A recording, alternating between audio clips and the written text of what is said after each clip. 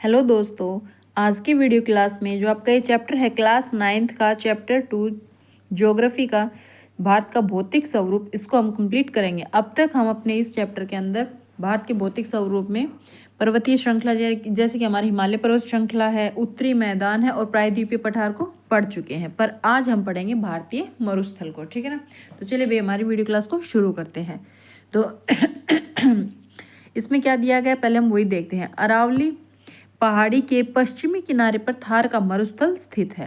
यानी कि जो थार मरुस्थल है वो कहाँ है आपका, राजस्थान में आ जाता है। ठीक है ना। और ये कहाँ है, राजस्थान और गुजरात का कुछ एरिया कवर करता है और अरावली पहाड़ी के पश्चिमी किनारे पर है। यह बालू के टिब्बों से ढका एक तरंगित मैदान है। ठीक है ना। तो चलिए एक बार मैं आपको वहाँ दिखा देती हूँ, मैप के अंदर आपको पहले दिखा देती हूँ, फिर हम आगे रीड करेंगे। एक मिनट। हाँ जी, ये जो है ना यहाँ, ये देखिए,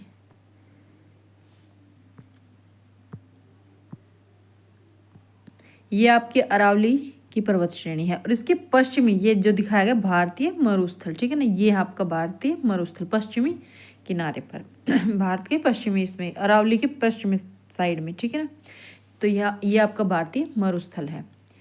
अब इसके बारे में क्या कहा है कि यहाँ क्या है, बालू के टिब्बों से ढका एक तरंगित मैदान है। बालू के टिब्बे यानी कि बहुत ही बालू रेत है, बालू रेत के टिब्बे हैं। ठीक है ना। उनसे ढका तरंगित मैदान है। अब इसमें ये बताया गया है, मेनली मैं आपको बता देती हूँ। इसके अंदर एक तो छोटी मोटी बहुत सी नदियाँ निकलती है सिर्फ बारिश के मौसम में, जब यहाँ बारिश होती है। वरना यहाँ इतनी गर्मी है, इतना हॉट टेम्परेचर है यहाँ पर कि आप यहाँ पर पानी की हमेशा कमी बनी रहती है ना। यहाँ किसी तरह के पेड़ पौधे मिलते हैं। यहाँ क्या आपके पेड़ पौधे भी आपको नहीं दिखाई देंगे। यहाँ आपके पेड़ पौधे भी नहीं मिलेंगे, सिर्फ कटीली झाड़ियाँ उगती हैं। बारिश जब मॉनसून आती है ना, तब उस टाइम पे यहाँ पे क्या होता है, थोड़ी बहुत बारिश होती है, कम, बहुत कम। यहाँ 150 मिलीमीटर से भी कम बारिश होती है। बिल्कुल शुष्क जलवायु एरिया है ये। क्या है आपका, बिल्कुल ही शुष्क जलवायु एरिया है। यहाँ बालू है, बालू रेत की फितरत तो आप जानते होंगे कि जितना भी पानी डालो सब सोख लेती है। बालू रेत क्या करती है, जितना भी पानी डालते हैं उसको सोख लेती है। यहाँ सिर्फ एक नदी जाती है, लूनी नदी, और वो भी क्या है, कब, सबसे बड़ी लंबी नदी कौन सी, लून। छोटी छोटी नदियाँ तो दिखती हैं, छोटी छोटी नदियाँ कब दिखेंगी, जब आपका बारिश होगी ना, तब आपको यहाँ छोटी छोटी नदियाँ दिख जाएंगी। पर वो क्या इतनी छोटी होती है, बस थोड़ी थोड़ी दूरी में ही सिमट खत्म हो जाती हैं। यानी कि ना तो उनमें बारिश कम होती है, ना तो उनमें इतना पानी आने पाता है, कम पानी आता है। पानी को वो वहीं सोख लेती है जमीन, भाई बालू रेत है, वो इतना पानी सोखती है। ऊपर से टेम्परेचर ज़्यादा होता है यहाँ, है ना, हाई टेम्परेचर है। तो इससे क्या होता है, यहाँ नदियाँ दिखाई नहीं देती, छोटी मोटी सरिताएं दिखती हैं बस। और एक बड़ी नदी है जिसको लूनी नदी कहा गया, वो भी क्या है, वो भी यहीं रेगिस्तान में विलुप्त हो जाती है, समाप्त हो जाती है। ठीक है ना। इतना है, बारिश के मौसम में चलती है, पानी इधर उधर से आके उसमें चलने लगती है, पर लास्ट तक वो भी समुद्र तक तो वो भी नहीं पहुंचती, वो भी क्या होती है, रेगिस्तान में विलुप्त हो जाती है। ठीक है ना। और इसमें एक दो बातें ये बताई गई हैं कि इसके अंदर जो है क्या बनते हैं, मतलब कि बालू के टीले, टिब्बे। ठीक है ना, जिसको बालू का टीला वगैरह बोला जाता है। तो यहाँ क्या बताया गया है, जो अपना ये पाकिस्तान का और इंडिया का जो बॉर्डर है, इसमें ये यहाँ पर आपको लंबवत यानी कि ऐसे सीधे बालू के टीले मिल जाएंगे। कौन से बॉर्डर पर, पाकिस्तान और इंडिया के बॉर्डर पर बालू के टीले मिलेंगे आपको, लंबवत टीले, यानी कि ऐसे पहाड़, टीलों के पहाड़ मिल जाएंगे एक तरह से। ठीक है ना, रेत के टीले, सॉरी टीलों के नहीं, रेत के पहाड़, बालू रेत के पहाड़ मिल जाएंगे। और आपको मिलेंगे यहाँ बरकान। बरकान क्या होता है, बरकान होते हैं अर्धचंद्राकार बालू का टीला, जैसे कि अर्धचंद्राकार, आधे चांद की तरह ऐसे बालू के टीले होते हैं। जैसे रेत आया और ऐसे जमा होता चला जाता है, ये उठा हुआ हो जाता है ये एरिया। ठीक है ना, रेत जैसे बालू रेत है उससे ये एरिया उठा हुआ दिखाई देता है। तो इस तरह के बालू के टीले यहाँ दिखाई देंगे आपको। कहाँ, भारतीय मतलब कि जैसलमेर वगैरह में आपको ये दिखाई देंगे। जो इसमें मरुस्थल एरिया में राजस्थान का जो एरिया है, जहाँ पर हमारा भारतीय मरुस्थल का एरिया आता है, वहाँ जो जैसलमेर जो वहाँ की डिस्ट्रिक्ट है, वहाँ पर आपको क्या मिल जाएंगे, बरकान। किसको, पहले तो आप ये समझिए बरकान किसको कहा जाता है। बरकान होता है अर्धचंद्राकार बालू का टीला, इस तरह से बालू के टीले होते हैं। ये समझ लीजिए उठा हुआ भाग है, पर ये इस तरह से अर्धचंद्राकार। ठीक है ना। ये सब आपको कहाँ मिलेंगे, ये सब आपको जैसलमेर में मिल जाएंगे। चलिए भैया हम अपने चैप्टर पर चलते हैं। मैं सिर्फ आपको थोड़ा समझाना चाह रही थी। हाँ जी, हाँ, नहीं नहीं, ये तो मैंने कल पढ़ लिया था। हाँ, यहाँ थे हम। तो ये इसमें यही बात बताएगी, यहाँ पर बारिश बहुत कम होती है, 150 मिलीमीटर से भी कम वर्षा होती है। तो आप इस पॉइंट को नोट कर लीजिए कि रेगिस्तान के अंदर बारिश कितनी होती है, 150 मिलीमीटर से भी कम बारिश होती है। यहाँ की जलवायु क्या है, शुष्क जलवायु है, यहाँ की जलवायु शुष्क जलवायु है। वनस्पति ना के बराबर है, बहुत ही कम है, यहाँ किसी तरह की कोई वनस्पति नहीं दिखाई देती। बस ये पॉइंट्स को ध्यान रखिएगा, वनस्पति ना के बराबर है, शुष्क जलवायु है, ठीक है ना। और वर्षा ऋतु में कुछ सरिताएं दिखती है। सरिताएं मतलब होती है नदियाँ, छोटी छोटी नदियाँ जो बारिश का पानी इकट्ठा होने से दिखाई देती है, वो भी बारिश के मौसम में, सिर्फ बारिश के मौसम में। तो वर्षा ऋतु में कुछ सरिताएं दिखती हैं। उसके बाद वो भी क्या होती है, बालू में विलीन मतलब खत्म हो जाना। बालू रेत है यहाँ, तो उसमें एकदम समाप्त हो जाती है, उसी के अंदर मिलकर वो पानी सारा सोख लेती है। बालू जो है वो सारे पानी को सोख लेती है, तो जो नदियाँ निकलती छोटी मोटी दिखाई देती है बारिश के मौसम में, वो वहीं विलीन हो जाती है। और इसका रीजन क्या है, पर्याप्त जल ना मिलने से समुद्र तक वो नहीं पहुंच पाती है। केवल लूनी ही इस क्षेत्र की सबसे बड़ी नदी है, लूनी नदी, और ये भी समुद्र तक नहीं पहुंचती, ध्यान रखिएगा, ये भी उसमें विलुप्त हो जाती है। पर और जो सरिताएं बताई हैं उनसे ये थोड़ी बड़ी है। तो रेगिस्तान की एकमात्र ऐसी नदी जो सबसे बड़ी, कौन सी, लूनी नदी है, राजस्थान से में है ये, ठीक है ना, ये ध्यान रखिएगा। अब आगे चलते हैं। अब इसमें दिया गया है, हाँ जी, बरकान अर्धचंद्राकार बालू का टीला, ठीक है ना। तो बरकान किसको कहा जाता है, ये ध्यान रखिए, बरकान किसे कहा जाता है, अर्धचंद्राकार बालू के टीले को। जैसे कि इस तरह से हवाएं जब चलती हैं तो ऐसे रेत लेके जाती, जरा सी टकराव हो जाए, रुकावट मिल जाए, तो वो वहीं, रेत का मतलब बारीक बारीक पार्टिकल्स होते हैं, उनको लेके जाती है और वहीं छोड़ देती हैं, फैला के छोड़ देती हैं, ठीक है ना। तो उसको क्या कहा गया है, ऐसी शेप उनकी दिखाई देती है, तो वो बरकान बोले जाते हैं, जिनको अर्धचंद्राकार बालू का टीला कहा जाता है, ठीक है ना।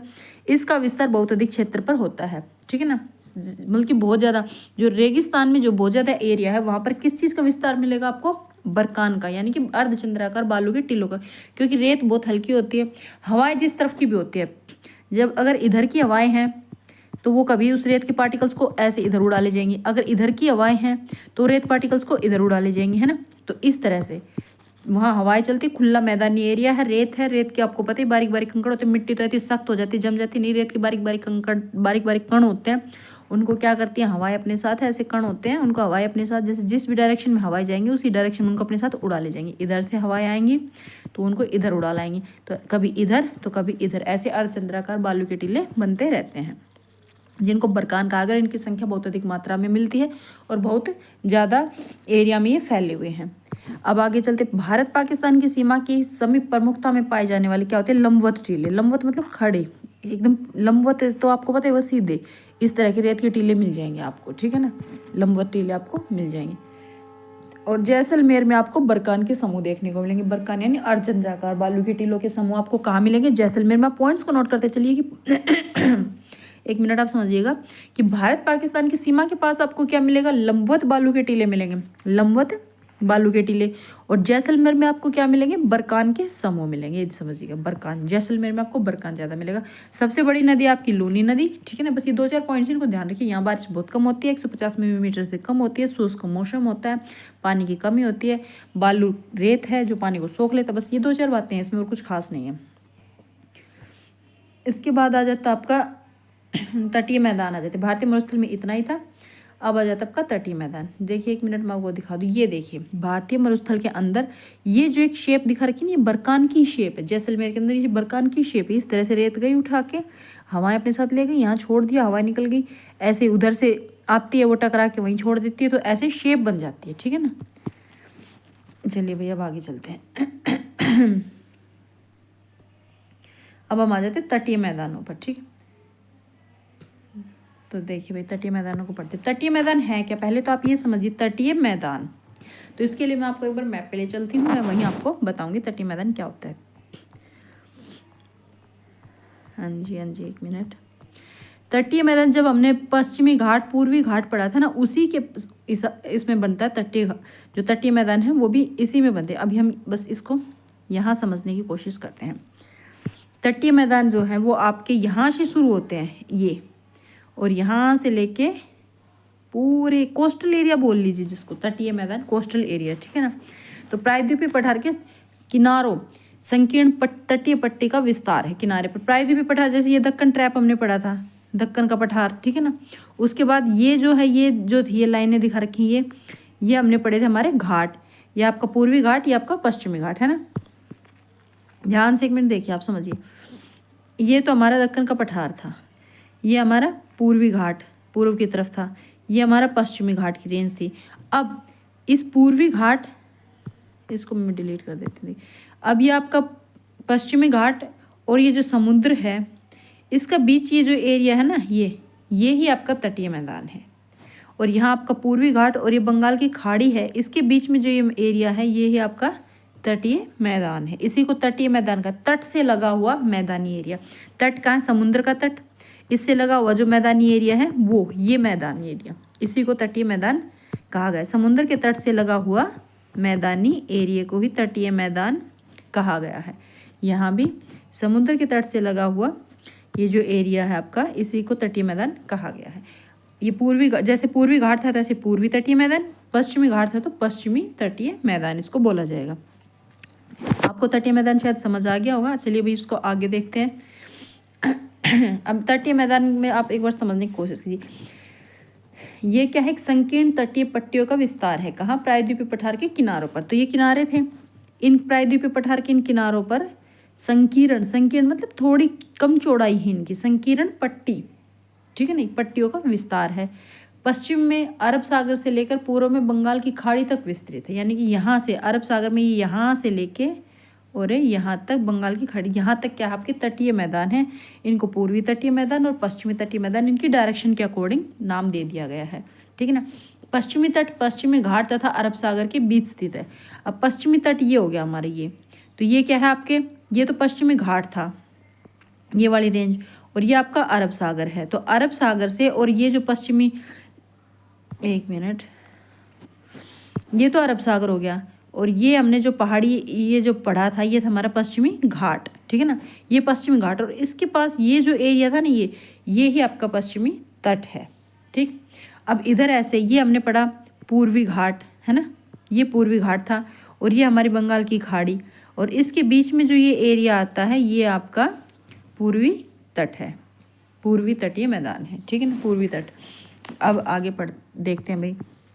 मैं पहले आपको मैप पे बता रही हूँ, बाद में हम जो हमारी बुक के अंदर दिया उसको पढ़ेंगे। तो अब देखिए, पश्चिमी तट जो है ना उसको 3 भागों में बांट दिया है। पश्चिमी तट को 3 भागों में बांटा है। एक तो कोंकण, इस एरिया को जो मुंबई और गोवा का जो एरिया है इसको कोंकण तट के नाम से कहा गया है। तो इसको क्या कहा गया है? कोंकण। जो आपको शायद आपको दिख भी रहा होगा, ये है ना, ये दिख भी रहा होगा, इधर देखो कोंकण लिखा हुआ है। तो ये एरिया जो है कोंकण तट, मुंबई तथा गोवा। आप ध्यान रखिएगा, मुंबई और गोवा के बीच के एरिया को क्या कहा गया है? कोंकण कहा गया है, ठीक है ना, ये कोंकण तट। उसके बाद आ जाता है कन्नड़ मैदान। कन्नड़ आपके कर्नाटका वाले एरिया को, ये जो यहाँ है इसको कन्नड़ कहा गया है, ठीक है ना, इसको क्या कहा गया है? कन्नड़। ये आपका कोंकण, ये आपका कन्नड़, छोटा एरिया। उसके बाद आ जाता है आपका मालाबार तट। ये आपको देखो नाम भी दिख रहा होगा यहाँ, मालाबार तट। तो जो केरला का जो ये एरिया है इसको क्या कहा गया है? इधर मालाबार तट कहा गया है। ये आपका मालाबार तट है। तो आप ध्यान रखिएगा, ये आपका कौन सा? पश्चिमी तटीय एरिया है, पश्चिमी तटीय एरिया है। इस पश्चिमी तटीय मैदान को 3 भागों में बांट दिया। पहला कोंकण, ऊपर की तरफ मुंबई गोवा कोंकण, याद रखिएगा। दूसरा आपका कन्नड़, कन्नड़ क्यों कहा गया? कर्नाटका का एरिया है और यहाँ पर क्या है? कन्नड़ यहाँ की लैंग्वेज है, बोली है, इसलिए से कन्नड़ कहा गया। सेकंड नंबर पर आपका कन्नड़। फिर ये थर्ड नंबर पर आपका यहाँ मालाबार तट है। केरला के तट को क्या कहा गया है? मालाबार, ठीक है ना। तो जो पश्चिमी तट उसको 3 भागों में डिवाइड किया, कोंकण, कन्नड़ और मालाबार तट। अब आ जाते हैं हम हमारे पूर्वी तट की तरफ। पूर्वी तट में, ठीक है ना, पूर्वी तट को ऊपर की तरफ यहाँ उत्तरी सरकार का नाम दिया गया है, देखिए उत्तरी सरकार। और जो नीचे बसता है ना दक्षिण की तरफ, इसको क्या कहा गया है? कोरोमंडल तट। तो बंगाल की खाड़ी के साथ जो ये चौड़ा मैदान है, इसमें ये बंगाल की खाड़ी की तरफ जो चौड़ा एरिया है ये, इसको पूर्वी तट कहा गया है, और इसी को उत्तरी मैदान और कोरोमंडल तट के नाम से डिवाइड किया गया है। सॉरी, उत्तरी सरकार और तो कोरोमंडल तट। जो उत्तरी भाग है, ऊपर का भाग उसे उत्तरी सरकार, नीचे वाले भाग को कोरोमंडल तट का नाम कहा गया है, ठीक है। अब आ जाते हैं इसमें नदियों की बात कर लेते हैं। अब एक बात और समझिए आप यहाँ कि ये जो है ये एरिया, अब आपको दिख भी रहा होगा मैप में भी, यहाँ जो इस तट के भाग की चौड़ाई ज़्यादा है, इसमें पूर्व की तरफ जो तटीय भाग है वो क्या है? चौड़ा है। और पश्चिम की तरफ तटीय भाग है वो क्या है? उसकी चौड़ाई कम है, ये बहुत ही भीड़ा है, इसकी चौड़ाई बहुत ही कम है।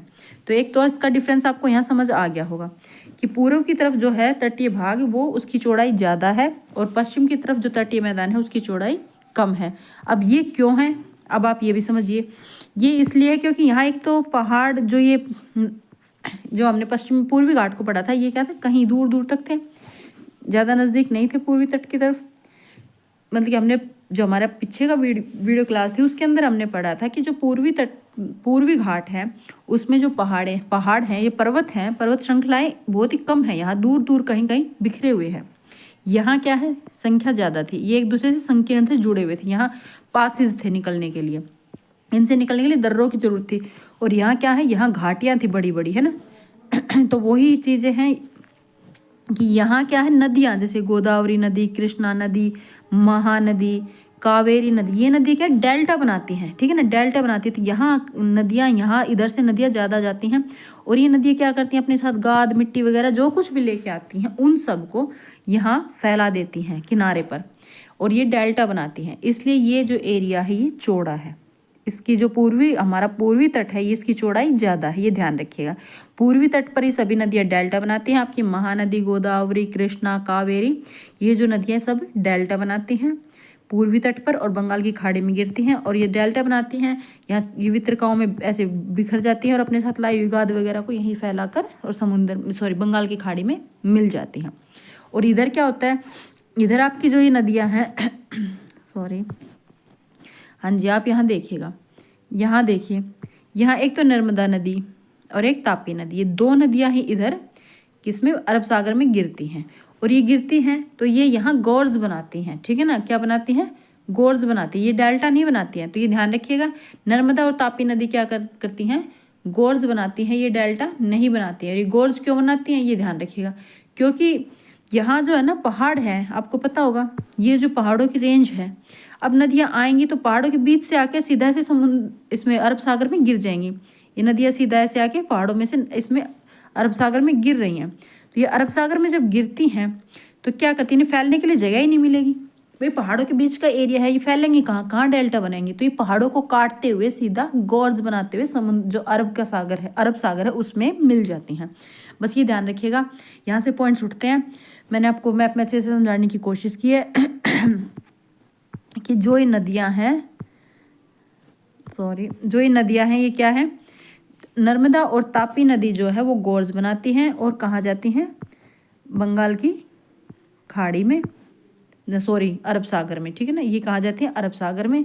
और ये जो है महानदी है, गोदावरी है, कृष्णा है और आपकी कावेरी है, ये कहाँ जाती हैं आपकी, ये जाती हैं आपके बंगाल की खाड़ी के अंदर, ठीक है ना। चलिए भाई, अब इसे हम आगे अपनी बुक में पढ़ते हैं। मैप से मैंने आपको समझाने की कोशिश की है। तो हम वहीं चलते चैप्टर में जहाँ हम थे। तो तटीय मैदान से हम शुरू कर रहे थे। एक मिनट, ये सेट नहीं हो रहा, देखिए। तो प्रायद्वीपीय पठार के किनारे संकीर्ण तटीय पट्टियों का विस्तार है। जैसे मैंने आपको बता दिया कि यह जो हमारा पठारी मैदानी एरिया है, इसमें पठारी एरिया है, इसके किनारे किनारे संकीर्ण तटीय पट्टियों का विस्तार है। इसमें पश्चिम में अरब सागर से लेकर पूर्व बंगाल की खाड़ी तक विस्तृत है, जैसे मैंने आपको मैप में समझाया था, ठीक है ना। जैसे ये हमारा इंडिया का पार्ट है, तो यहाँ से शुरू होकर यहाँ से लेके, एक मिनट में कलर चेंज करती हूँ, यहाँ से लेकर और इंडिया के इस पार्ट से यहाँ तक, यानी कि यहाँ तक क्या है, हमारे जो ये हमारे जो मैदानी तटीय मैदान हैं इनका विस्तार है, यहाँ से शुरू होकर यहाँ तक, ठीक है। अब पश्चिम में अरब सागर से लेकर पूर्व में बंगाल की खाड़ी तक, यहाँ आपका अरब सागर और यहाँ आपकी बंगाल की खाड़ी, ठीक। पश्चिमी तट, पश्चिमी घाट तथा अरब सागर के बीच स्थित एक संकीर्ण मैदान है, जो मैंने आपको बताया। इधर वो बातें जो मैं आपको पीछे समझा चुकी हूँ। मुंबई तथा गोवा के बीच के भाग को क्या कहा गया है, आपका कोंकण, उसके आगे आपका कन्नड़ और फिर आपका मालाबार, ये 1, ये 2, ये 3, ये मालाबार तट। फिर यहाँ पर आ जाता है आपका कोरोमंडल तट और ये आपका उत्तरी सरकार, 5वें नंबर पर आपका उत्तरी सरकार, ये ध्यान रखिएगा। कोंकण, कन्नड़, मालाबार तट, ये कोंकण, ये कन्नड़, ये मालाबार तट और ये आपका कोरोमंडल और ये आपका उत्तरी सरकार। बस इन सब चीज़ों को आप ध्यान रखिएगा। मैप से मैं आपको 2 बार बता चुकी हूँ, ध्यान रखिएगा। अब आगे चलते हैं। बंगाल की खाड़ी के साथ विस्तृत मैदान, ये सब वही चीज़ें, तट के उत्तरी भाग को कोंकण, मालाबार और ये सब चीज़ें मैं आपको बता चुकी हूँ। बंगाल की खाड़ी के साथ विस्तृत मैदान चौड़ा और समतल है। अब जैसे हमने पढ़ा था, इस भाग को उत्तरी सरकार, जबकि दक्षिणी भाग को कोरोमंडल तट के नाम से जाना जाता है। ठीक है ना। इसलिए मतलब कि ये जो तट चौड़ा है ये क्यों है, क्योंकि यहाँ महानदी, गोदावरी, कृष्णा, कावेरी जो नदियाँ ही विशाल डेल्टा का निर्माण करती हैं। अब चिल्का झील पूर्वी तट पर स्थित एक महत्वपूर्ण भूलक्षण है, यानी कि चिल्का झील एक पूर्वी तट पर स्थित एक भूलक्षण है। अब भाई आगे, हाँ जी, अब यहाँ देखते हैं केरल के मालाबार तट के पास, ये लक्षद्वीप वगैरह इनके बारे में हम आगे पढ़ेंगे। लक्षद्वीप जो आगे हम पढ़ेंगे ना, द्वीप समूह वगैरह, इनका 1 मिनट नीचे है भाई, हाँ अभी है कुछ। देखिए चिल्का झील भारत के खारे पानी की सबसे बड़ी झील, इस पॉइंट को नोट कर लीजिए। और ये कहाँ है, उड़ीसा में महानदी डेल्टा के दक्षिण में स्थित है। जो महानदी का जो डेल्टा है उसके दक्षिण में स्थित है आपकी चिल्का झील। ये क्या है, भारत की खारे पानी की सबसे बड़ी झील है। इन पॉइंट्स को याद रखिएगा। उड़ीसा में है और महानदी का जो डेल्टा है, महानदी जो डेल्टा बनाती है उसके दक्षिण में ये स्थित है। बस आपके जो तटीय मैदान थे इसके अंदर इतना ही था। अब हम पढ़ते हैं द्वीप समूह को। ठीक है, तो अब हम क्या पढ़ेंगे, हमारे द्वीप समूह आप पहले देख चुके होंगे। तो चलिए भाई एक बार मैं आपको इसको पहले द्वीप समूह को मैप पे बता देती हूँ। जो भारत का एरिया है हमारा वो काफ़ी विशाल है, काफ़ी बड़ा है, जिसके अंदर हमने पहाड़ों को पढ़ा, पहले पर्वतीय श्रृंखला को पढ़ा, फिर उत्तरी मैदान को पढ़ा है ना। देखिए पहले हमने इस पूरी पर्वतीय श्रृंखला को पढ़ा, फिर यहाँ उत्तरी मैदान को पढ़ लिया, फिर हमने प्रायद्वीपीय पठार को पढ़ा, फिर हमने भारतीय मरुस्थल को पढ़ा। मरुस्थल के बाद हमने फिर क्या पढ़ा, पश्चिमी घाट और पूर्वी घाट को। अब हमने पश्चिमी और पूर्वी ये जो तटीय मैदान थे इनको पढ़ा। अब नंबर आता है ये जो हमारे द्वीप बचे हैं उनको, द्वीप समूह को पढ़ेंगे हम। ठीक है ना, द्वीप समूह को। तो ये जो है लक्षद्वीप समूह, ये आपके अरब सागर में है, और अंडमान निकोबार द्वीप समूह ये आपके बंगाल की खाड़ी में है। तो अंडमान निकोबार द्वीप समूह जो है ये ऊपर अंडमान, नीचे की तरफ जो है ये निकोबार द्वीप समूह है। ठीक है ना, ये आपके बंगाल की खाड़ी के अंदर स्थित है। तो हम द्वीप समूह को देख लेते हैं। तो केरल के मालाबार तट के पास स्थित लक्षद्वीप, तो केरल का मालाबार तट पहले तो हमने जो अभी पढ़ा था पीछे, उसी को हम एक दूसरे से जोड़ के, इसलिए नंबर वाइज सब कुछ पढ़ाया जाता है ताकि आप जोड़ जोड़ के पढ़ते चलो, आपको समझ आता जाए। शुरू में हमने जब पर्वत श्रृंखलाएं पढ़ी तो उससे हमें पता चला कि मैदान कैसे बने, क्योंकि वहाँ से नदियाँ निकली, अपने साथ गाद वगैरह लाई। ठीक है ना, उसके बाद हमने हमारे प्रायद्वीपीय भाग को पढ़ा, प्रायद्वीपीय भाग के साथ हमने इनको, प्रायद्वीपीय भाग के साथ ही हमने फिर ये हमारे जो घाट थे इनको पढ़ लिया, भाई ये कहाँ कैसे टच हैं। फिर हमने मैदान को पढ़ लिया। अब हम पढ़ेंगे हमारे द्वीप समूह को। तो मालाबार तट के पास कौन सा द्वीप समूह है, यानी कि ये मालाबार तट, तो इसके पास कौन सा द्वीप समूह आ गया, ये द्वीप समूह है, ये है लक्षद्वीप, और ये भारत का ही भाग है, ये भारत से अलग नहीं है। देखो लिखा हुआ है लक्षद्वीप भारत, तो लक्षद्वीप द्वीप समूह का है, भारत का ही पार्ट है, ये जो है लक्षद्वीप द्वीप समूह है। ठीक, अब इसके अंदर पहले इनको अब ये समझ लेते हैं। और ये जो है ना, ये आपका ये अंडमान निकोबार द्वीप समूह है।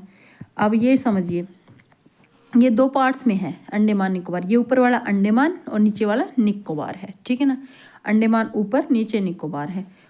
अब ये देखिएगा, ये इंडिया यहाँ है, 8 डिग्री चैनल जो है इंडिया का 8 डिग्री है, तो ये इससे भी नीचे यानी कि बिल्कुल इक्वेटर के पास है। ये जो हो गए 0 है, ये तो इक्वेटर आ जाएगी ना, हमारी जो भूमध्य रेखा है उसके पास स्थित है निकोबार। तो ठीक है ना, जो निकोबार द्वीप समूह है ये कहाँ है, बिल्कुल ही इक्वेटर के पास है, आपकी भूमध्य रेखा के पास स्थित है।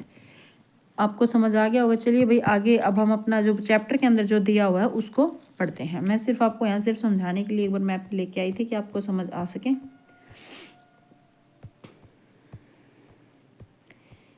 1 मिनट, हाँ जी, तटीय मैदान। अब चलते हैं द्वीप समूह में।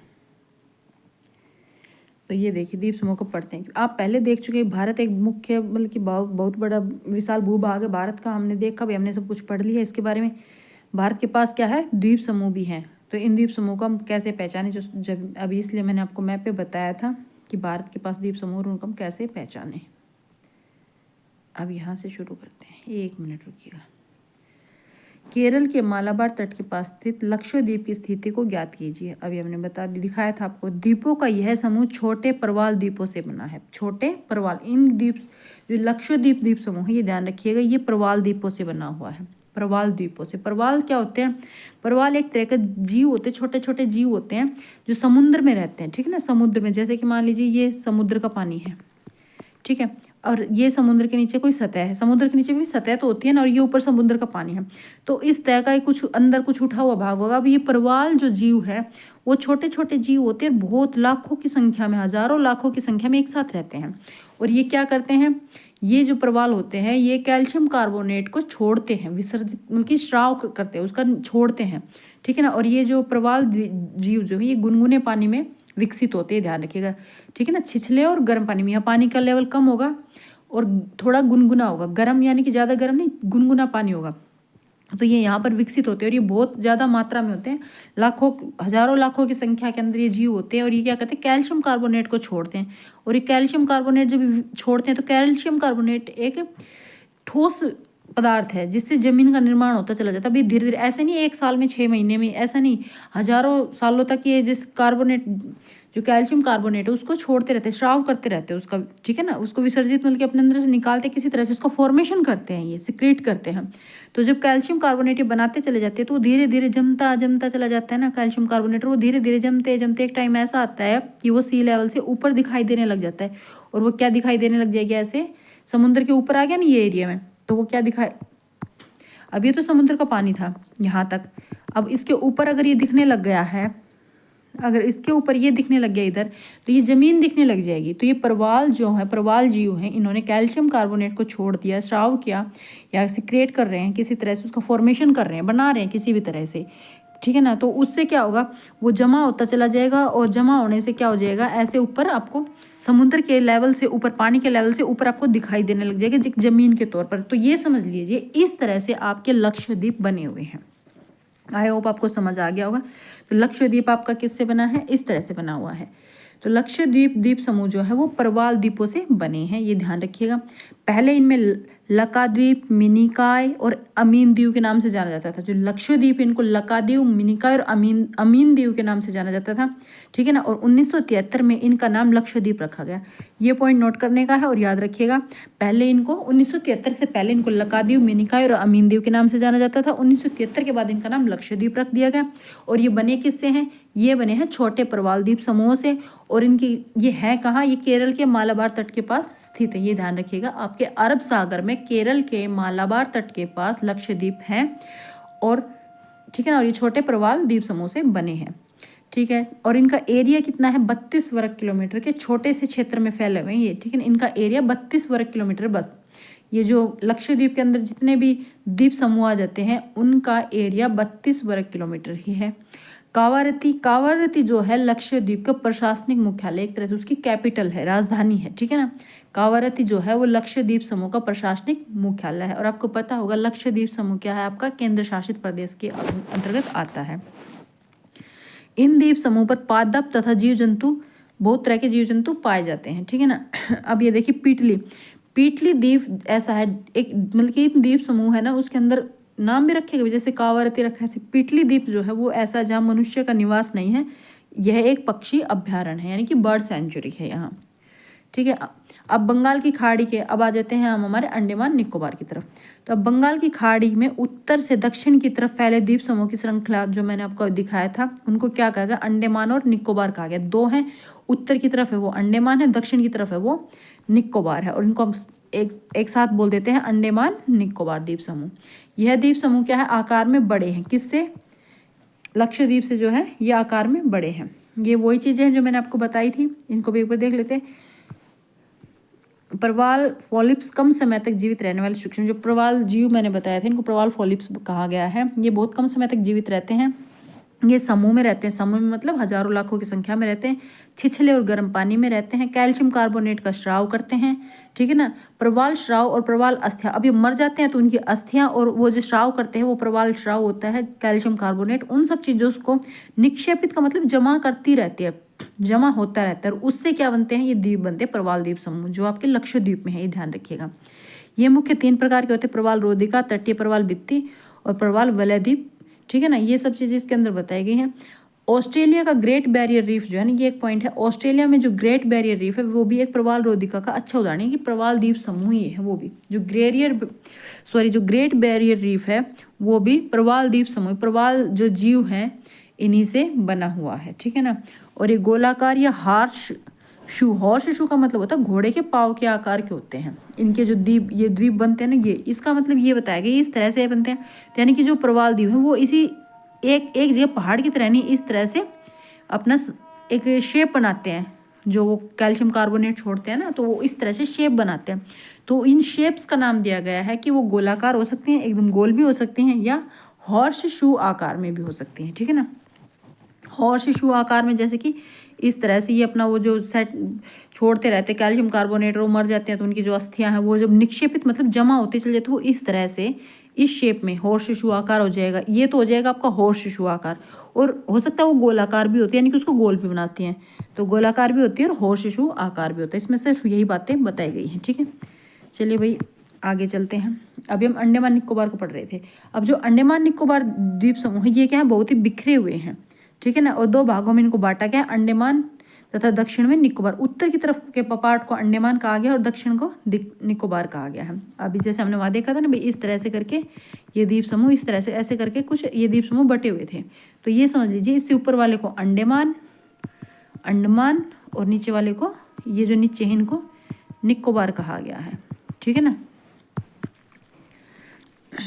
अच्छा जी, अब एक बात और, अब हमने देखा लक्षद्वीप जो है वो तो किससे बना था, प्रवाल द्वीप समूह से बना था। पर ये जो अंडमान निकोबार है ये क्या है, निम्नजित पर्वत श्रेणियों का शिखर है। निम्नजित मतलब पानी में डूबी हुई पर्वत श्रेणियां, जो जिनकी चोटियां ऊपर दिखाई देती हैं, ठीक है ना। ऐसे पहाड़ हैं जो पानी में डूबे हुए हैं, इतना ही समझिए। तो इसके ऊपर जो ये एरिया है, चोटी नहीं है, एक तरह से थोड़ा सा फैलाव है इनमें, ठीक है ना। जैसे कि ये इस तरह के पहाड़ हैं ऐसे, तो ये इस तरह से डूबे, और ये जो दिख रहा है ना ऊपर वाला पार्ट, ये इतना पानी में डूबे और ये ऊपर दिख रहा है, ये ही द्वीप के रूप में हमें ऊपर दिखाई देते हैं।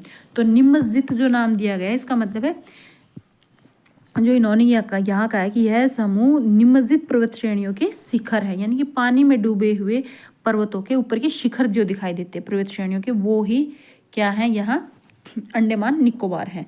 प्रवाल द्वीप से कौन बना था, लक्षद्वीप। ये ध्यान रखिएगा, जो लक्षद्वीप है वो आपके प्रवाल द्वीप के जो प्रवाल द्वीप से बना है, और जो ये अंडमान निकोबार है ये क्या है, आपकी पर्वत श्रेणियां हैं जो पानी में डूबी हुई हैं और ऊपर इनकी चोटियां दिखाई देती हैं, ठीक है ना। यह द्वीप समूह देश की सुरक्षा के लिए, आगे चलते हैं, बहुत ही महत्वपूर्ण है। इन द्वीप समूह में पाए जाने वाले पादप जीव जंतु बहुत अधिक विविध हैं, ठीक है ना। और ये द्वीप समूह क्या है, विषुवत वृत्त के समीप है। जैसे मैंने अभी आपको पीछे बताया था कि जो हमारा इंडिया की जो बाउंड्री है, ये बाउंड्री यहाँ हमारी इंडिया की 8 डिग्री पर आती है, और ये जो ऊपर तो ये अंडमान था और नीचे की तरफ निकोबार है। तो जो निकोबार द्वीप समूह है ना, ये यहाँ 0 डिग्री है भूमध्य रेखा, उसके पास है। तो यहाँ टेम्परेचर, यहाँ का जो तापमान है वो कैसा होगा, वो भूमध्य रेखा पर जैसा होता है वैसे ही मिलेगा ना। तो यानी भूमध्य को विषुवत वृत्त भी कहा जाता है। तो ये विषुवत वृत्त है 0, क्योंकि ये इंडिया की जो यहाँ है ये तो 8 डिग्री है, तो ये विषुवत के वृत्त के पास होने के कारण यहाँ की जो जलवायु है या यहाँ की जो स्थिति है वो कैसी है, विषुवत वृत्त जैसी है। इसलिए यहाँ पर बहुत ज़्यादा बारिश होती है, क्योंकि यहाँ आसपास समुद्र है, समुद्रों से क्या ज़्यादा, अब 0 डिग्री पर है, विषुवत वृत्त पर है, तो बहुत ज़्यादा हीट आएगी, यहाँ सूरज की रोशनी डायरेक्ट आती है, तो पानी क्या होगा, वाष्पित होगा, पानी वाष्पित होगा तो बादल बनेंगे, और यहाँ बारिश ज़्यादा होगी, यहाँ बारिश ज़्यादा बारिश होगी तो यहाँ पेड़ पौधे भी ज़्यादा होंगे, ठीक है ना। तो वो सब चीज़ें यहाँ बताई गई हैं। तो चलिए भाई अब आगे देखते हैं। हाँ जी, एक मिनट। भारत का एकमात्र सक्रिय ज्वालामुखी अंडमान निकोबार द्वीप समूह में बैरन द्वीप पर स्थित है। ये ध्यान रखिएगा, ये पॉइंट नोट कीजिएगा कि जो भारत का सक्रिय ज्वालामुखी वो कहाँ है, बैरन द्वीप पर अंडमान और निकोबार द्वीप समूह में स्थित है, ठीक है भाई। इस चैप्टर के अंदर इतना ही था, आगे कुछ खास नहीं दिया गया, सिर्फ यही बताया कि विभिन्न भू आकृतियाँ या विभागों का विस्तृत वर्णन हम इस पार्ट में कर चुके हैं, इस जो हमने चैप्टर पढ़ा इसके अंदर, ठीक है ना। ये जो सभी विभाग एक दूसरे के पूरक हैं, देश को प्राकृतिक संसाधनों से समृद्ध बनाते हैं। जैसे पर्वत हैं, वन, पर्वतों से हमें क्या मिलता है, जल, नदियाँ निकलती हैं, वनों के प्रमुख स्रोत हैं, वहाँ पहाड़, पर्वतों पर आपको वृक्ष ज़्यादा मिलेंगे, और भाई नदियाँ भी वहीं से आएंगी, नदियाँ क्योंकि ऊपर पर्वतों पर बर्फ जमती है, तो वहाँ से हमेशा सदा निरा नदियाँ निकलती रहती हैं। उत्तरी मैदान जो है वो क्या है, बहुत उपजाऊ है, नदियों से नदियाँ वहाँ उपजाऊ मिट्टी बिछाती रहती है और पानी भी लाती रहती है, तो वहाँ क्या होगा, अन्न ज़्यादा होता है इसके। और सबसे प्राचीनतम भाग आपने जैसे पढ़ाई था, हमारा सबसे प्राचीनतम भाग क्या है, जो हमारा प्रायद्वीपीय पठारी भाग, वो सबसे पुराना भाग है, वहाँ के हमें खनिज मिलते हैं, ठीक है ना। तो खनिज, पठारों से खनिज मिलते हैं ना, जिससे क्या होता है, देश में औद्योगिकरण का विकास होता है, ठीक है ना।